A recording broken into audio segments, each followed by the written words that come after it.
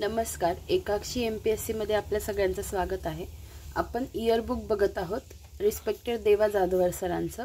त्यामध्ये जे 1000 सराव प्रश्न दिलेले आहेत ते आपण कंप्लीट करत आहोत। त्यामध्ये फक्त आज आपले जे 701 पासून 851 850 पर्यंत जे प्रश्न राहिले आहेत ते आज आपण कंप्लीट करणार आहोत।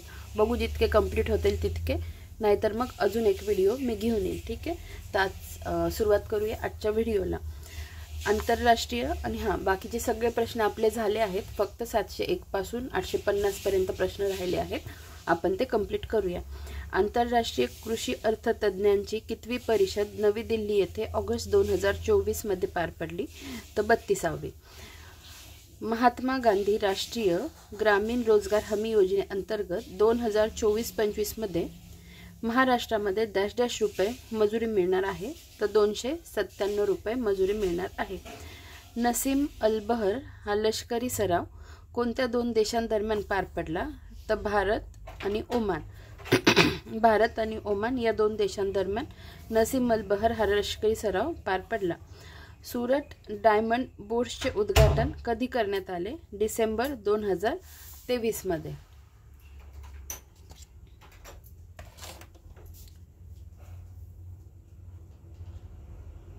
पुढचा प्रश्न, बरोबर विधाने ओळखा आणि दोन्ही विधाने बरोबर आहेत। भारतातील पहिले डिजिटल लोकसंख्या घड्याळ बेंगळुरू येथे सुरू करण्यात आले, बरोबर आहे। जगातील पहिले वैदिक घड्याळ उज्जैन येथे बसविण्यात आले, दोन्ही विधानं बरोबर आहेत। ठीक आहे, पुढचा प्रश्न, योग्य कथन किंवा कथने ओळखा आणि चारही कथने योग्य आहे। सर्वोच्च न्यायालय न्यायदेवता मूर्तीत बदल करण्यात आला। सर्वोच्च न्यायालय नवीन ध्वज व चिन्हाचे अनावरण करण्यात आले। सर्वोच्च न्यायालयाने आपल्या स्थापनेच्या 75व्या वर्षात प्रवेश केला। सर्वोच्च न्यायालयाचे 51वे सरन्यायाधीश न्यायाधीश संजीव खन्ना। ठीक आहे, ही चारही विधानं बरोबर आहेत। आता बघा पुढचा प्रश्न, जागतिक भूक निर्देशांक 2024 नुसार भारताचा स्कोअर किती म्हणजे डॅश डॅश आहे? तर 27.3 हा भारताचा स्कोअर आहे।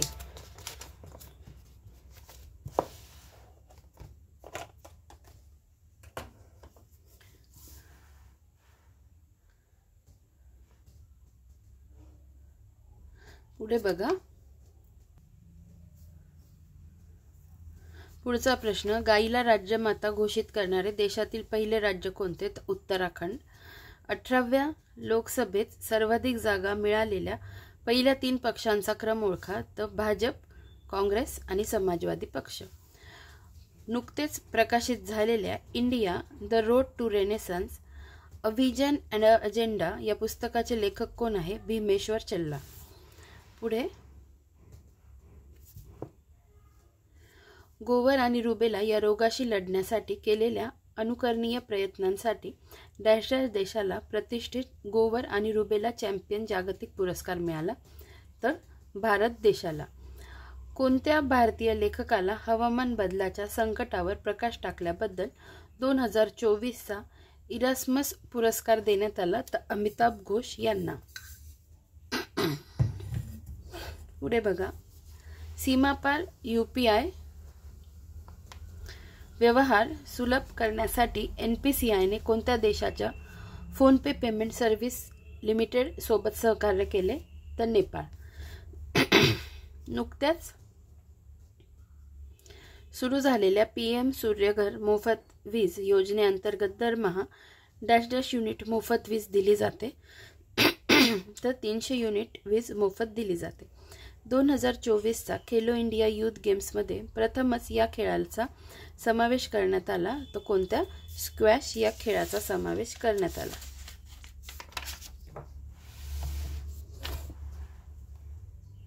पुढे बघा, बरोबर विधानं ओळखायची आहे आणि यापैकी दोन्ही विधानं बरोबर नाही आहेत। पॅरिस ऑलिम्पिकमध्ये भारत पदतालिकेत 72व्या क्रमांकावर होता किंवा आहे? तर नाही, 71व्या क्रमांकावर। आणि पॅरा पॅरिस ऑलिम्पिकमध्ये भारत पदक तालिकेत 19व्या क्रमांकावर आहे? तर नाही, 18व्या क्रमांकावर। ठीक आहे, पुढे बघा, गरुड शक्ती युद्ध सराव खालीलपैकी कोणत्या दोन देशांदरम्यान पार पडला? तर भारत आणि इंडोनेशिया. नुकतीच निवृत्ती जाहीर केलेली अश्विनी पोनप्पा कोणत्या खेळाशी संबंधित आहे? तर बॅडमिंटन. केंद्रीय अर्थसंकल्प 2024-25 नुसार national industrial corridor development programme अंतर्गत किती औद्योगिक पार्क मंजूर करण्यात आली आहेत? तर 12. पुढचा प्रश्न बघा. खेळाबद्दल जागरूकता निर्माण करण्यासाठी भारतातील कोणत्या संस्थेने अलीकडेच प्ले ट्रू मोहीम आयोजित केली? तर नॅशनल अँटी डोपिंग एजन्सीने. नुकतीच बातम्यांमध्ये चर्चेत असणारी सक्षम व्हॅली कोणत्या 2 देशांमधील प्रादेशिक वाद आहेत? तर भारत आणि पाकिस्तान. युव्हिचोल एस ही लस डॅश डॅश रोगाच्या उपचारात वापरली जाते. जी लस नुकतीच चर्चेत होती तर कॉलरा. ठीक आहे, कॉलरा रोगाच्या उपचारासाठी ही लस वापरली जाते. 2028च्या ऑलिम्पिकमध्ये नवीन किती खेळांचा समावेश करण्यात आंतरराष्ट्रीय ऑलिम्पिक समितीने संमती? 2028च्या ऑलिम्पिकमध्ये नवीन किती खेळांचा समावेश करण्यास आंतरराष्ट्रीय ऑलिम्पिक समितीने संमती दिली आहे असं म्हणू आपण? तर 5. पुढे बघा.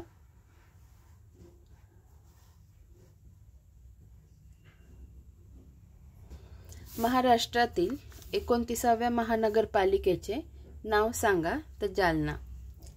महाराष्ट्र शासनाचे नवीन वस्त्रोद्योग धोरण डॅश डॅश या वर्षाच्या कालावधीसाठी असणार आहे? तर 2023-28. ठीक आहे, 2023 ते 28 या कालावधीसाठी. महाराष्ट्रातील 15व्या विधानसभेच्या निवडणुकीच्या संदर्भातील विधाने लक्षात घ्या. तर अविधान चूक आहे आणि ब विधान बरोबर आहे. अविधान काय आहे? सदर निवडणूक 10 नोव्हेंबर 2024 रोजी एकाच टप्प्यात झाली. हे विधान चुकीचं आहे. या निवडणुकीचा निकाल 23 नोव्हेंबर 2024 रोजी लागला. हे विधान बरोबर आहे. पुढचा प्रश्न. 2024च्या 15व्या विधानसभा निवडणुकीत पक्षाने जिंकलेल्या जागांची चुकीची जोडी ओळखा. तर काँग्रेसच्या 15 जागा ही जोडी चुकीची आहे. म्हणजे या बाकीच्या जोड्या बरोबर आहेत, त्या आपण बघून घेऊ. भाजप 132, शिवसेना 57, राष्ट्रवादी काँग्रेस 41. ठीक आहे. 2024च्या 15व्या विधानसभा निवडणुकीत अपक्षांच्या एकूण किती जागा निवडून आल्या? तर एकूण 2. ठीक आहे, पुढे बघा. 2024च्या 15व्या विधानसभा निवडणुकीत महायुतीला एकूण किती जागा मिळाल्या? तर 235 जागा. 2024च्या 15व्या विधानसभा निवडणुकीत महायुतीने किती जागांचे समर्थनाचे पत्र राज्यपालास सादर केले? 237 जागांचे. 2024च्या 15व्या विधानसभा निवडणुकीत महाविकास आघाडीला एकूण किती जागा मिळाल्या? तर 50 जागा मिळाल्या. ठीक आहे.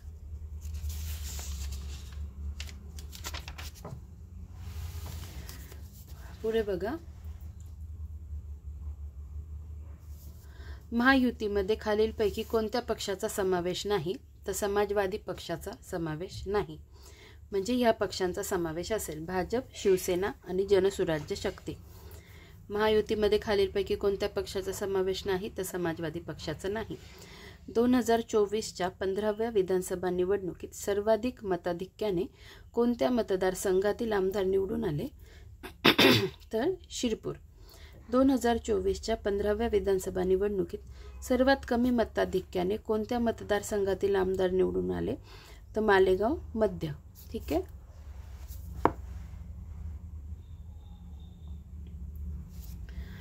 योग्य विधान ओळखा. तर पहिलं विधान चूक आहे आणि फक्त दुसरं विधान हे बरोबर आहे. सर्वात तरुण आमदार रोहित पवार नाही तर रोहित पाटील. सर्वात वयस्कर आमदार छगन भुजबळ. ठीक आहे. पुढे बघा. महाराष्ट्रातील मतदान टक्केवारीच्या संदर्भातील विधाने लक्षात घ्या. वरीलपैकी चुकीचं विधान विचारलंय तर एकही चुकीचं नाहीये. एकूण मतदान 66.05% झाले. सर्वाधिक मतदान 76.25% कोल्हापूर जिल्ह्यात झाले. सर्वात कमी मतदान 52.07% मुंबई जिल्ह्यात झाले. सर्वाधिक मतदान 84.96% करवीर मतदारसंघात झाले. सर्वात कमी मतदान 44.44% कुलाबा मतदारसंघात झाले. पुढचा प्रश्न, महाराष्ट्र विधानसभेच्या 288 जागांपैकी डॅश डॅश जागेवर आरक्षण देण्यात आले. तर 54 जागेवर आरक्षण देण्यात आले. महाराष्ट्र विधानसभेत अनुसूचित जातीसाठी डॅश डॅश इतके मतदारसंघ राखीव आहेत. तर 29. ठीक आहे, 29 संघ. महाराष्ट्र विधानसभेत अनुसूचित जमातीसाठी म्हणजे ST साठी डॅश डॅश इतके मतदारसंघ राखीव आहेत. तर किती? 25. महाराष्ट्रात आत्तापर्यंत किती वेळा राष्ट्रपती राजवट लागू करण्यात आली? तर 3 वेळा. ठीक आहे. खालील विधाने लक्षात घ्या आणि चुकीचं विधान ओळखायचं आहे. तर फक्त ड विधान चुकीचं आहे, बाकीचे 3 विधानं बरोबर आहेत. महाराष्ट्राचे सर्वात तरुण मुख्यमंत्री शरद पवार. महाराष्ट्राचे सर्वाधिक 4 वेळा झालेले मुख्यमंत्री शरद पवार.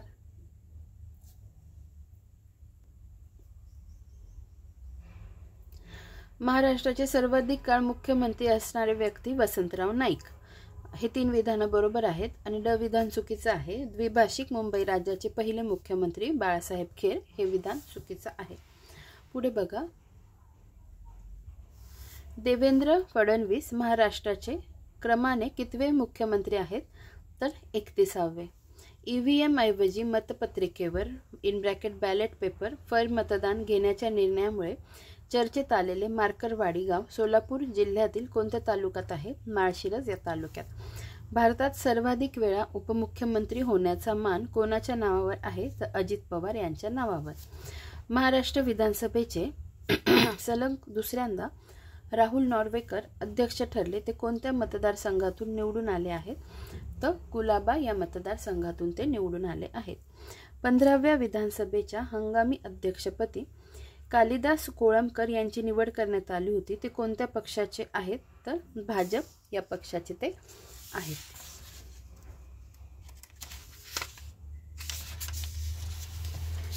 पुढे बघा, महाराष्ट्राच्या 15व्या विधानसभेत नोटाला डॅश डॅश टक्के मते मिळाली? तर 0.72%. महाराष्ट्राच्या 15व्या विधानसभेत नोटाचा सर्वाधिक वापर कोणत्या मतदारसंघात झाला?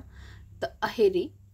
महाराष्ट्राच्या 15व्या विधानसभेतील सर्वात तरुण आमदार रोहित पाटील तासगाव कवठे महांकाळ मतदारसंघातून निवडून आले. सदर मतदारसंघाचा क्रमांक कितवा? 287.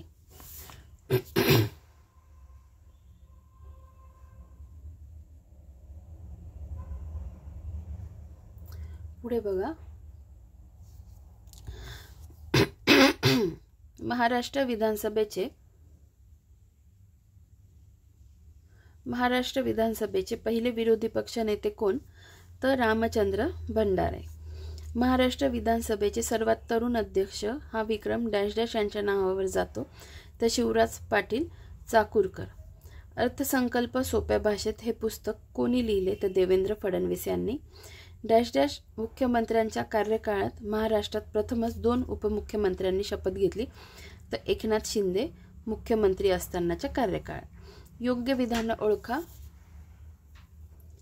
तर दोन्ही विधानं योग्य आहेत.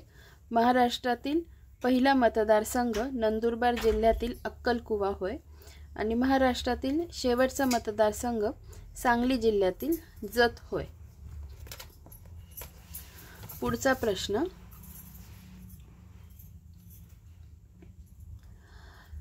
पंधराव्या विधानसभेत महाविकास आघाडीच्या एकूण किती महिला आमदार निवडून आल्या? तर 1 महिला आमदार निवडून आल्या. योग्य जोड्या जुळवा. भारत पुरुष ध्वजवाहक अचंता शरद कमल. भारत महिला ध्वजवाहक PV सिंधू. भारत समारोप महिला ध्वजवाहक मनु भाकर. भारत समारोप पुरुष ध्वजवाहक PR श्रीजेश. पुन्हा सांगते, योग्य जोड्या जुळवा. भारत पुरुष ध्वजवाहक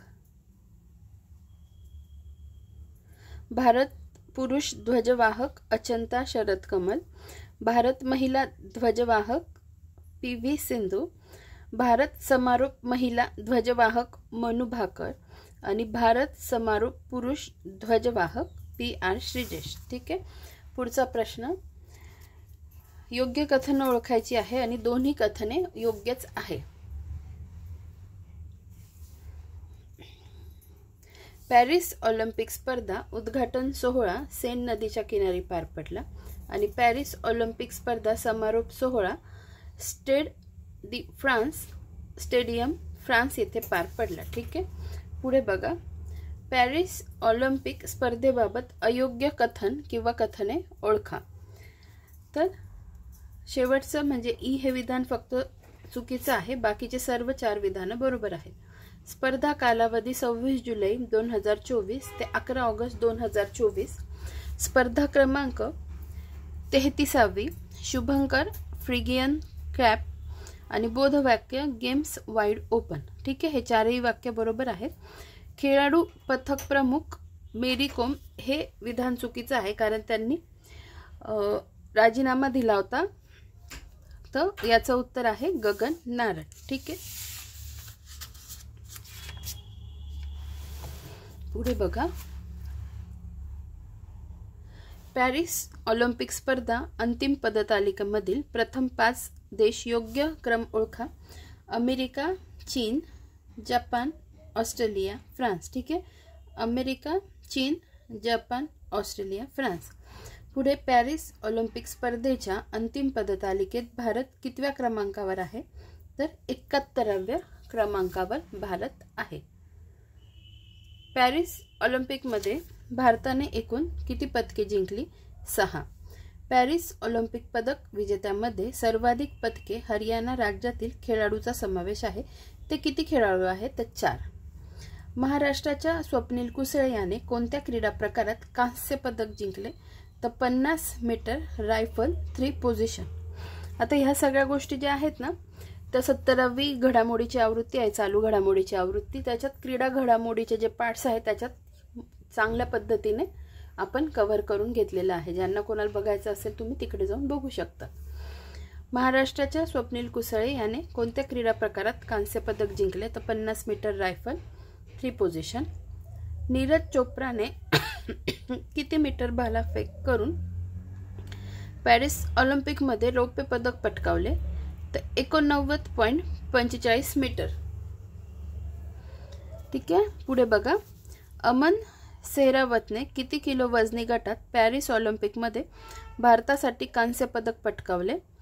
तर 57 किलो वजनी गटात। ठीक आहे, पुढे बघा, खालील विधाने लक्षात घ्या आणि बरोबर विधान ओळखायची आहे। तर 4ही विधानं बरोबर आहेत। भारतीय हॉकी संघाने पॅरिस ऑलिम्पिकमध्ये कांस्य पदक स्पेन संघावर मात करून जिंकले। भारतीय हॉकी संघाचा कर्णधार हरमनप्रीत सिंगने या स्पर्धेत सर्वाधिक 10 गोल केले। वॉल ऑफ इंडिया अशी ओळख असलेल्या गोलकीपर पराथू रवींद्रन श्रीजेशने या स्पर्धेनंतर निवृत्ती जाहीर केली आणि नुकतीच PR श्रीजेशची हॉकी ज्युनियर संघाच्या प्रशिक्षकपदी निवड करण्यात आली। तर हे 4ही विधानं बरोबर आहेत। पुढे बघा,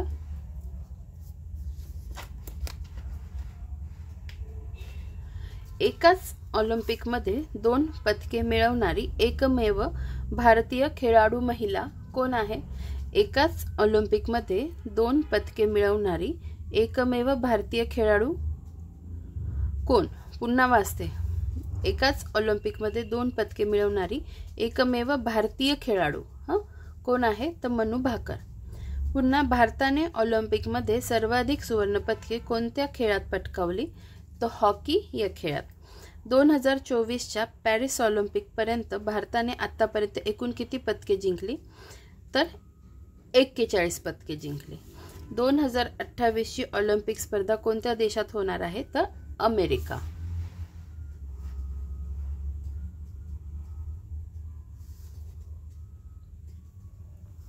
खालील विधाने लक्षात घ्या आणि बरोबर विधानं ओळखायची आणि सगळी विधानं बरोबर आहेत। ठीक आहे, नॉर्मन प्रिचर्ड या ब्रिटिश नागरिकाने भारताला पहिले ऑलिम्पिक पदक मिळवून दिले। 1900 साली पॅरिस येथे झालेल्या दुसऱ्या ऑलिम्पिक स्पर्धेत त्यांनी ही किमया केली. पॅरिस ऑलिम्पिकमध्ये त्यांनी 200 मीटर अडथळा आणि 200 मीटर डॅश स्पर्धेत प्रत्येकी एक रौप्य पदक जिंकले.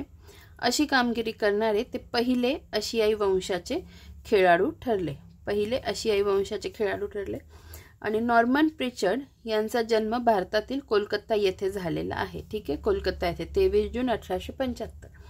या ऑप्शनमध्ये जरी त्यांनी हे दिलेलं नसेल ना, तरी उत्तर त्याचं हे सगळी विधानं बरोबर आहेत. मी नंतर गुगल सर्च केलं तर त्यांचा जन्म तिथेच झालेला आहे, कोलकाताच्या इथे. ठीक आहे, म्हणून सगळी विधानं बरोबर आहेत. पुढे बघा, ऑलिम्पिक स्पर्धा आणि भारतीय महिला खेळाडूबाबतची विधाने लक्षात घ्या.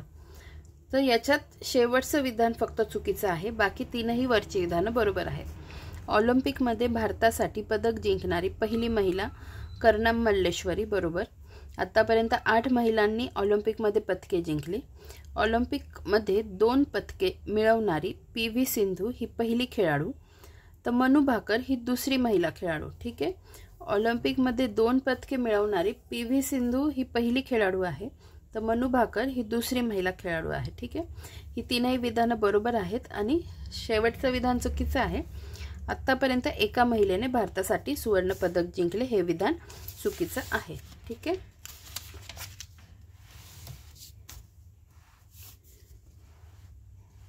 बघा पुढचा प्रश्न. आतापर्यंत महाराष्ट्राच्या किती खेळाडूंनी ऑलिम्पिक पदके जिंकली? तर 2. ठीक आहे, त्यानंतर भारतीय ऑलिम्पिक संघटनेच्या पहिल्या महिला अध्यक्षा कोण आहेत? तर PT उषा या आहेत. पॅरिस ऑलिम्पिकमध्ये भारतातील कोल्हापूरच्या स्वप्नील कुसळेने कुस्तीत कांस्य पदक जिंकले. तो कोल्हापूरच्या कोणत्या तालुक्यातील आहे? तर राधानगरी या तालुक्यातील. पॅरिस ऑलिम्पिकमध्ये कोणत्या अत्याधुनिक साधनांचा वापर न करता एक हात खिशात घालून सहज नेमबाजी करत ऑलिम्पिकमध्ये रौप्य पदक जिंकणारे युसुफ दाकिच जे सोशल मीडियावर प्रसिद्ध झाले ते कोणत्या देशाचे आहेत? तर टर्की या देशाचे ते आहेत. पॅरिस ऑलिम्पिकमध्ये भारताने खालीलपैकी कोणत्या खेळात पदक जिंकले नाही विचारतायत ते? तर जलतरणमध्ये त्यांनी पदक जिंकले नाही. पॅरिस ऑलिम्पिकमध्ये हे प्रथमच घडले अशी बाब कोणती? तीनही विधानं बरोबर आहे. लिंग समानता गाठणारी पहिली ऑलिम्पिक स्पर्धा, प्रथमच उद्घाटन समारंभ स्टेडियम बाहेर उघड्यावर झाला, चॅम्पियन्स पार्क प्रथमच ऑलिम्पिक स्पर्धेसाठी बांधण्यात आले. ठीक आहे, ऑलिम्पिक ऑर्डर पुरस्काराबाबतची विधाने लक्षात घ्या. तर तीनही विधानं बरोबर आहेत. ऑलिम्पिक ऑर्डर हा सन्मान अभिनव बिंद्रा यास प्रदान करण्यात आला. ऑलिम्पिक ऑर्डर सन्मानाची सुरुवात 1975 झाली. अभिनव बिंद्रांच्या पूर्वी सदर पुरस्कार भारतातील इंदिरा गांधी यांना मिळाला होता. ठीक आहे, पुढे बघा. पॅरिस ऑलिम्पिकमध्ये पहिली महिला ज्युरी सदस्य म्हणून कोणाची निवड करण्यात आली? तर बिल्किस मीर यांची. 2024चा ऑलिम्पिक लॉरेन्स सन्मान फिलिपो ग्रँडी यांना प्रदान करण्यात आला. ते कोणत्या देशाचे आहेत? तर इटली या देशाचे आहेत. ठीक आहे, पॅरिस पॅराऑलिम्पिकमध्ये सर्वाधिक लहान वयात भारताकडून कोणी पदक जिंकले? तर शीतल देवी यांनी. पुढे बघा, खालीलपैकी कोणत्या खेळाडूने रौप्य पदक पटकावले परंतु इराणच्या सुवर्ण पदक विजेते बेत सहाय सादेकचे पदक काढून घेतल्यानंतर त्यास रौप्य पदकाऐवजी सुवर्ण पदक मिळाले? तर नवदीप सिंग. ठीक आहे, पुढे बघा. पॅरिस ऑलिम्पिकमध्ये कोणत्या खेळाडूंनी 2 पदके जिंकली? तर प्रीती पाल या खेळाडूने 2 पदके जिंकली. खालील विधाने लक्षात घ्या. टोकियो पॅराऑलिम्पिकमध्ये भारत 24व्या स्थानी होता. आता ही विधानं आहेत, ही तीनही विधानं बरोबर आहेत. टोकियो पॅराऑलिम्पिकमध्ये भारत 24व्या स्थानी होता. पॅरिस पॅराऑलिम्पिकमध्ये भारत 18व्या स्थानावर आहे. आत्तापर्यंतची अंतिम पदतालिकेतील पॅरिस पॅराऑलिम्पिकमध्ये ही सर्वोत्तम कामगिरी आहे. ठीक आहे, तीनही विधानं बरोबर आहेत. पुन्हा वाचते. टोकियो पॅराऑलिम्पिकमध्ये भारत 24व्या स्थानी होता.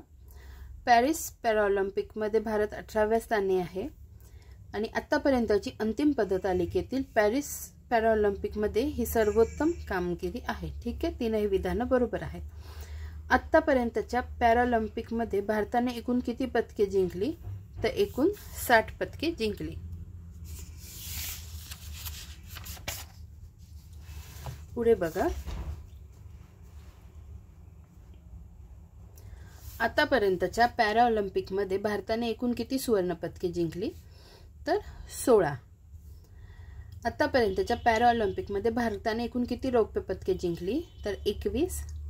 आतापर्यंतच्या पॅराऑलिम्पिकमध्ये भारताने एकूण किती कांस्य पदके जिंकली?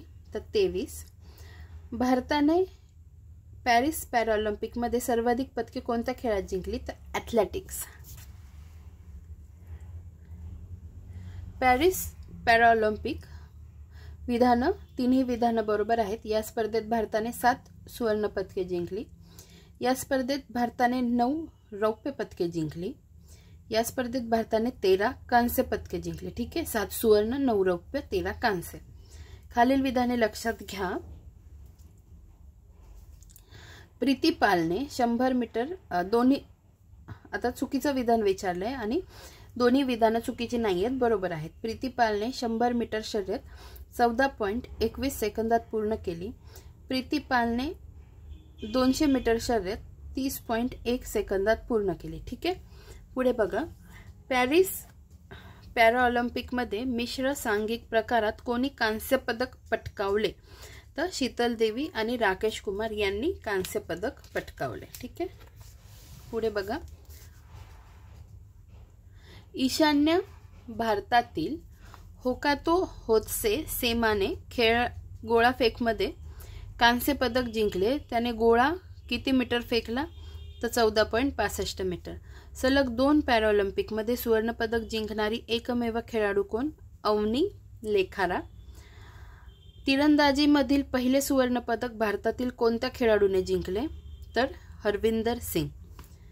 दीप्ती जीवनजीने 400 मीटर शर्यत किती सेकंदात पूर्ण केली? 52.82 सेकंदात।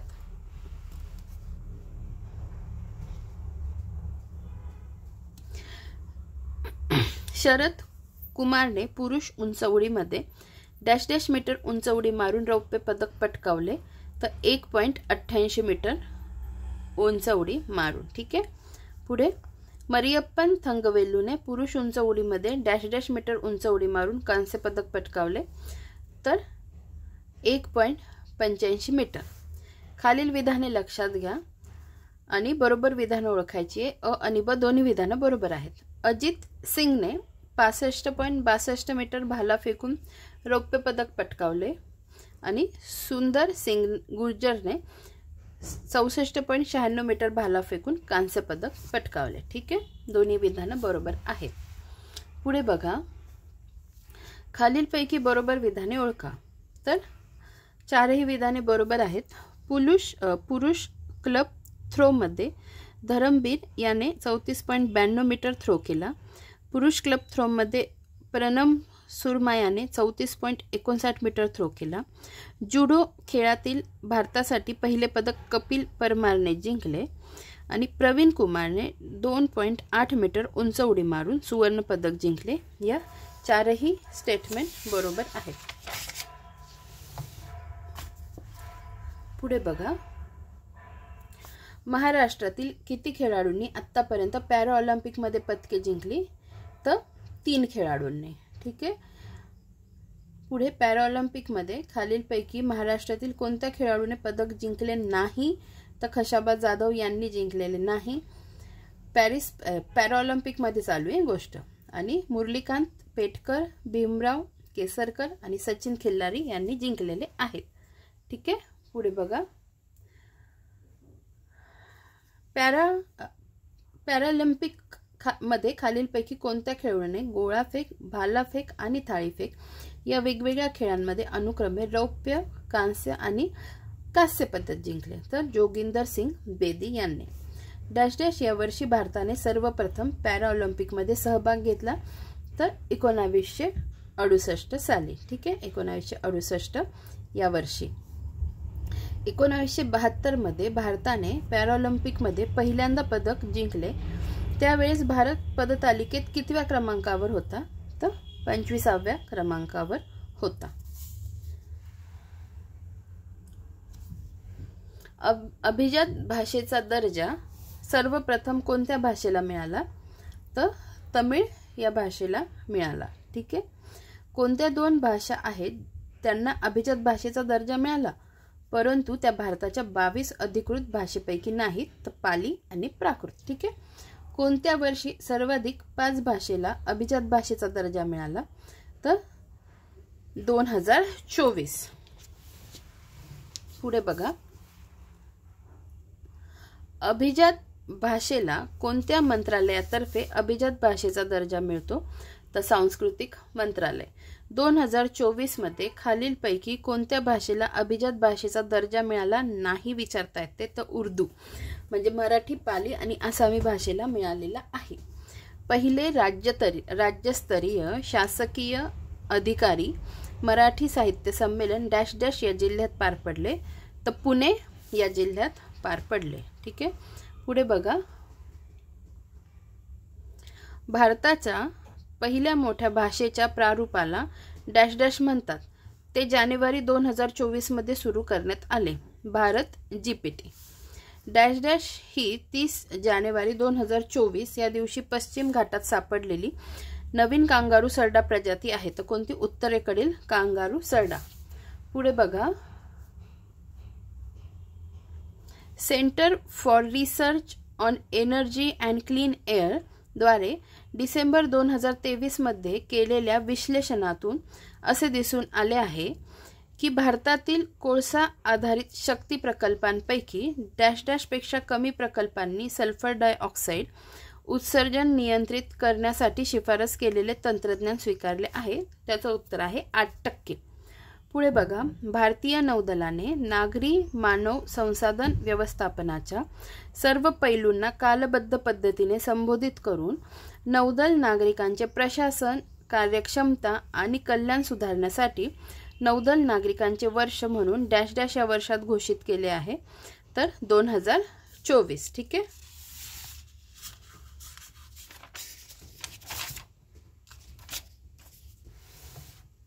पुढे बघा.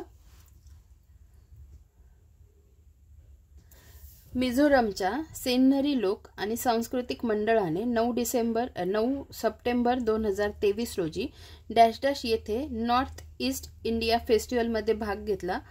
तर मिलान, इटली. ठीक आहे.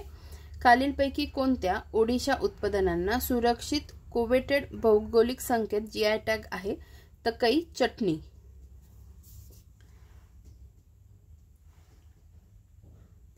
भारताच्या संरक्षण संशोधन आणि विकास संस्थेने डॅश डॅश 2024 रोजी आपला 66वा स्थापना दिवस साजरा केला. तर DRDOने जानेवारी 1, 2024 रोजी आपला 66वा स्थापना दिवस साजरा केला. मार्च 2024 पर्यंतच्या माहितीनुसार डॅश डॅश बहुस्तरीय यांत्रिक रोबोटिक वाहनतळ प्रस्तावित आहे आणि निविदा प्रक्रिया प्रगतीपथावर आहे. तर मार्च 2024 पर्यंतच्या माहितीनुसार 3 बहुस्तरीय यांत्रिक रोबोटिक वाहनतळ प्रस्तावित आहे. ठीक आहे. पुढे बघा. भारताचा पहिला देशव्यापी हिमबिबट्या लोकसंख्या मूल्य निर्धारण अहवाल 2024 मध्ये भारतातील डॅश डॅश हिमबिबट्यांचा अंदाज आहे. तर किती? 718. फेब्रुवारी 2024 मध्ये पुण्यात डॅश डॅश आधारित जेट इंजिनासाठी पहिला पथदर्शी प्रकल्प सुरू केला. तर अल्कोहोल आधारित जेट इंधनासाठी पहिला पथदर्शी प्रकल्प. ठीक आहे.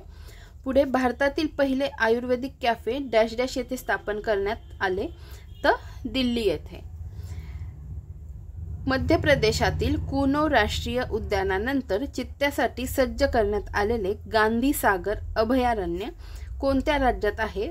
तर मध्य प्रदेश या राज्यात आहे. पुढे बघा. हवामान, पाणी, जंगल आणि माती या 4 नैसर्गिक संसाधनांना एकूण पर्यावरण उत्पादन म्हणून ओळखले जाणारे आर्थिक मूल्य देणारे देशातील पहिले राज्य कोणते? तर उत्तराखंड. 2024 मध्ये पुढीलपैकी कोणत्या घटनेला 100 वर्ष पूर्ण झाली नाहीत विचारता येते? तर शाहू महाराजांचा जन्म या घटनेला 100 वर्ष पूर्ण झाली नाहीत. तर वायकोम मंदिर सत्याग्रह, बहिष्कृत हितकारिणी सभा आणि इंडियन इंडिपेंडन्स लीग यांना 100 वर्ष पूर्ण झाली आहेत 2024 मध्ये. ठीक आहे, पुढे बघा. योग्य जोड्या जुळवा. जागतिक शांतता निर्देशांक 116वे स्थान भारताचा, म्हणजे निर्देशांक अहवाल 2024 आहे आणि भारताचे क्रमांक या साईडला आहे आणि जोड्या लावायच्या आहेत. जागतिक शांतता निर्देशांक 116वे स्थान, जागतिक वृत्तपत्र स्वातंत्र्य निर्देशांक 159वे स्थान, जागतिक आनंदी अहवाल 126वे स्थान आणि जागतिक भूक निर्देशांक 105वे स्थान. ठीक आहे, पुढे बघा. खालीलपैकी बरोबर विधान ओळखा आणि तीनही विधानं बरोबर आहेत. उच्च शिक्षण घेणाऱ्या विद्यार्थिनींना मासिक पाळीची रजा मंजूर करण्याचा निर्णय घेणारे देशातील पहिले राज्य केरळ होय. ठीक आहे. मासिक पाळीची पगारी वैद्यकीय रजा देणारा पहिला देश स्पेन होय. अंधत्व नियंत्रण धोरण दृष्टीचा अधिकार लागू करणारे देशातील पहिले राज्य राजस्थान होय. ठीक आहे. पिंक ई रिक्षा योजना महाराष्ट्र शासन किती जिल्ह्यात राबवत आहे? तर 17 जिल्ह्यांमध्ये राबवत आहे. पुढे बघा. वाचन विश्रामगृह रीडिंग लाउंज असलेले भारतातील पहिले विमानतळ कोणते आहे? तर लाल बहादूर शास्त्री विमानतळ, वाराणसी. आंतरराष्ट्रीय सौर आघाडीचा इंटरनॅशनल सोलर अलायन्सचा 102वा सदस्य देश म्हणून कोणत्या देशास मान्यता देण्यात आली आहे? तर न्यूझीलंड. ठीक आहे. खालील विधाने लक्षात घ्या आणि बरोबर विधानं ओळखायची आहेत आणि चारही विधानं बरोबर आहेत. भारतीय रेल्वेने IIT मद्रासच्या सहकार्याने देशातील पहिला हायपरलूप रेल्वे चाचणी ट्रॅक तयार केला. मुंबई पुणे दरम्यान पहिली हायपरलूप रेल्वे धावणार आहे. हायपरलूप रेल्वे चाचणी ट्रॅकचा उद्देश अतिवेगवान, स्वस्त, विश्वासार्ह आणि शाश्वत वाहतुकीसाठी हायपरलूप तंत्रज्ञान विकसित करणे हा आहे. या प्रणालीचे एक वैशिष्ट्य म्हणजे ही रेल्वे 2 स्थानकांदरम्यान कुठेही थांबत नाही. ठीक आहे. पुढे. October 2024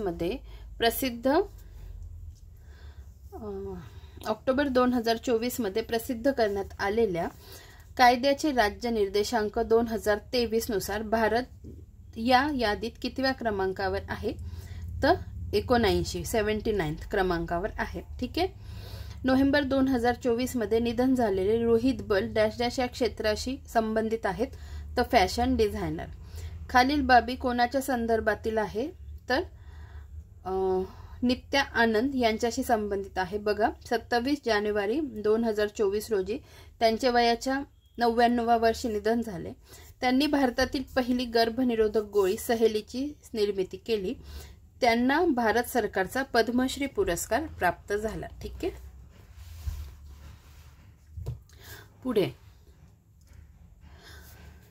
one day cricket world cup 2023 स्पर्धा ऑस्ट्रेलियाने 6व्यांदा जिंकली. या स्पर्धेचा शुभंकर काय होता? तर ब्लेज अँड टॉंक. ठीक आहे. पुढे. 2024 ते 27 या 4 वर्षांच्या कालावधीसाठी जागतिक आरोग्य संघटनेचे बाह्य लेखापरीक्षक म्हणून कोणाची दुसऱ्यांदा निवड करण्यात आली? तर गिरीशचंद्र मुर्मू यांची. ऑक्टोबर 2024 मध्ये WHO ने डॅश डॅश या आजाराला आरोग्य समस्या म्हणून भारतातून काढून टाकल्याचे घोषित केले. तर ट्रॅकोमा या आजाराला. ठीक आहे. आय हॅव द स्ट्रीट्स हे आत्मचरित्र कोणाचे आहे? R. अश्विन यांचे. टायगर ट्रायम्फ युद्ध सराव, टायगर ट्रायम्फ युद्ध अभ्यास, वज्रप्रहार, कोप इंडिया हे सैन्य अभ्यास भारताने कोणत्या देशाबरोबर केले आहेत? तर अमेरिका या देशाबरोबर. ठीक आहे. पुढे बघा. डॅश डॅश देशाने राष्ट्रपती द्रौपदी मुर्मू यांना राजकारण क्षेत्रातील सन्माननीय मानद डॉक्टरेट पदवी दिली. तर अल्जेरिया या देशाने. खालील विधाने लक्षात घ्या आणि अ आणि ब विधान बरोबर आहे आणि क विधान चुकीचं आहे. प्रथम श्रेणी क्रिकेटमध्ये सर्वात जलद त्रिशतक तन्मय अग्रवालने झळकावले, हे बरोबर आहे. 160 चेंडूत त्याने 323 धावा केल्या, हे बरोबर आहे. आणि तिसरं स्टेटमेंट चुकीचं आहे. तन्मय अग्रवाल मूळचा मुंबईचा आहे तर नाही, हैदराबाद तेलंगणाचा आहे. ठीक आहे.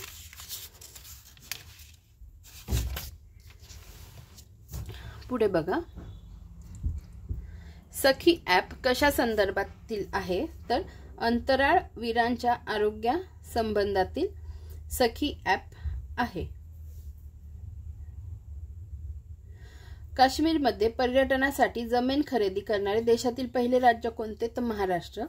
महाराष्ट्रातील डॅश डॅश व्याघ्र प्रकल्पात जंगलातील आग लवकर शोधण्यासाठी कृत्रिम बुद्धिमत्ता प्रणाली सुरू करण्यात आली आहे. तर कोणत्या व्याघ्र प्रकल्पात, तर पेंच व्याघ्र प्रकल्पात. ठीक आहे. पुढे बघा, 846व्या नंबरचा प्रश्न. भारतीय जीवन विमा महामंडळाच्या विमा सखी योजनेचे प्राथमिक उद्दिष्ट काय आहे, तर महिलांना LIC एजंट म्हणून प्रशिक्षण देणे आणि आर्थिक साक्षरतेला प्रोत्साहन देणे. माधव गाडगीळ यांनी सन 2024चा संयुक्त राष्ट्रांचा चॅम्पियन्स ऑफ अर्थ पुरस्कार कोणत्या कारणासाठी प्रदान करण्यात आला, तर पश्चिम घाट संवर्धनावरील कार्य यासाठी तो पुरस्कार प्रदान करण्यात आला. पुढे बघा, केंद्र शासनाच्या अन्नचक्र टूलबद्दल खालील विधाने लक्षात घ्या. याचा वापर सार्वजनिक वितरण प्रणालीच्या माध्यमातून दर्जेदार अन्न पुरवठा करण्यासाठी करण्यात येईल. ठीक आहे. पुढे बघा, बाल विवाह मुक्त भारत अभियानाबाबत खालील विधाने लक्षात घ्या आणि बरोबर किंवा योग्य विधान ओळखायची आहे आणि वरीलपैकी सर्व योग्य आहे. या मोहिमेमध्ये सर्वाधिक बालविवाह दर असलेल्या राज्यांवर लक्ष केंद्रित करण्यात येईल. सन 2025 पर्यंत बालविवाह संपुष्टात आणण्याचे उद्दिष्ट निश्चित करण्यात आले आहे. बालविवाहाच्या प्रकरणांवर संनियंत्रणासाठी पोर्टल विकसित करण्यात आले आहे. ठीक आहे. वरील सर्व विधान बरोबर आहे. आणि आजच्या व्हिडिओतला शेवटचा प्रश्न. टाटा ॲडव्हान्स सिस्टीम लिमिटेड या भारतातील स्थानिक खाजगी कंपनीने फेब्रुवारी 2024 मध्ये सशस्त्र दलांच्या वापरासाठी देशातील पहिला डॅश डॅश उपग्रह तयार केला. तर पहिला गुप्तहेर उपग्रह तयार केला. तर आजच्या व्हिडिओमध्ये इयरबुक 2025 मधलं जे 1000 सराव प्रश्न दिलेले आहेत ते आपले आज कंप्लीट झालेले आहेत. लवकरच भेटूया पुढच्या व्हिडिओमध्ये नवीन टॉपिक घेऊन. धन्यवाद.